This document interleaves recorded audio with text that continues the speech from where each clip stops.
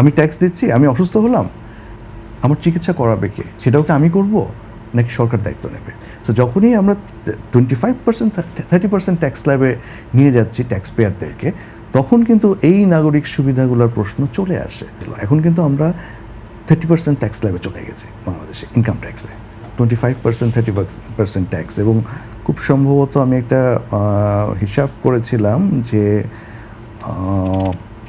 20 লাখ টাকার উপরে বছরে বা 25 লাখ টাকার উপরে আয় করলেই বোধহয় 25% ট্যাক্স চলে যায়।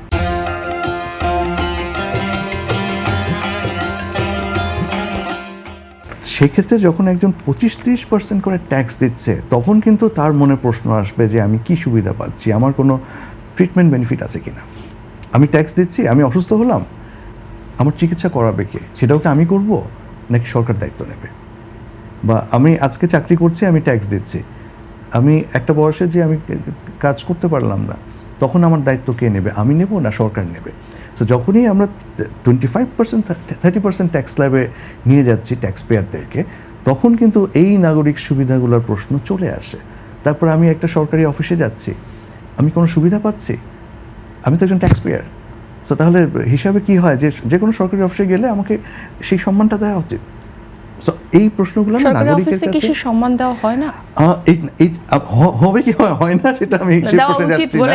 যেহেতু কথা উঠছে যাওয়া উচিত, সেখানে পাচ্ছে কি পাচ্ছে না সরকার পক্ষ বলবে যে তাদেরকে সকল সম্মান দেওয়া হয়, প্রত্যেকটা নাগরিককে দেওয়া হয়।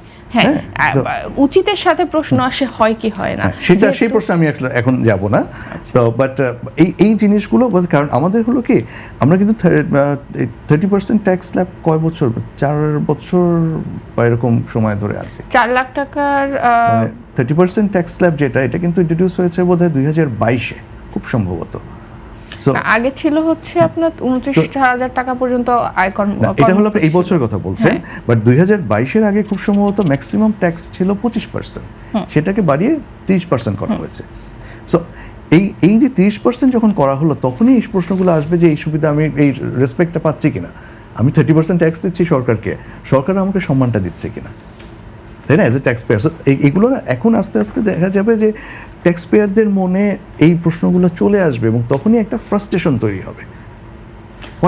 নতুন বাজেটে যেসব পরিবর্তন এসেছে, আমরা অনেকগুলো পরিবর্তন দেখেছি এবং ট্যাক্স স্ল্যাবের কিন্তু পরিবর্তন এসেছে। এই পরিবর্তনে নাগরিকের অধিকার কতটুকু আদায় হচ্ছে বলে আপনি মনে করেন? ওয়েল, নাগরিকের অধিকার আদায়টা এখানে যেটা আপনি যদি বলেন ট্যাক্স স্ট্রাকচার পরিবর্তন, সেটা আসলে প্রথমে আসে যে ট্যাক্স স্ট্রাকচার পরিবর্তনটা কীরকম হয়েছে। হ্যাঁ, নিম্ন আয়ের জন্য এটা আসলে ভালো, নিম্ন আয়ের জন্য ট্যাক্স অনেক কমেছে এখন আগের চেয়ে, কিন্তু মধ্যবিত্ত, উচ্চ মধ্যবিত্ত যারা, তাদের ট্যাক্সের বোঝা কিন্তু বেড়ে গেছে। হ্যাঁ, তো এখন আপনি যদি বলেন যে নাগরিক সুবিধা আদায় হচ্ছে কি না, এখন নাগরিক সুবিধাগুলো কিন্তু মেইনলি নিম্নবিত্তদের জন্য আছে। হ্যাঁ, কিন্তু এই যে মধ্যবিত্ত বা উচ্চ মধ্যবিত্ত যারা, এই শ্রেণীটার জন্য কিন্তু নাগরিক সুবিধা কি ওরকম আছে? এখনও কিন্তু ওরকম নেই। কারণ একজন যে ধরেন 20% ট্যাক্স দেয় বা 25% ট্যাক্স দেয়, সে কিন্তু ওই সরকারি হাসপাতালে যে তার সেই সময়ও হবে না যে সারাদিন বসে সে চিকিৎসার জন্য অপেক্ষা করবে। কারণ তার মানে 20% 25% ট্যাক্স দিচ্ছে, মানে সে হয়তো কোনো কর্পোরেট জব করছে। সো তার হাতে ওই সময়টাও নেই, তাকে যেতে হবে প্রাইভেট হাসপাতালে।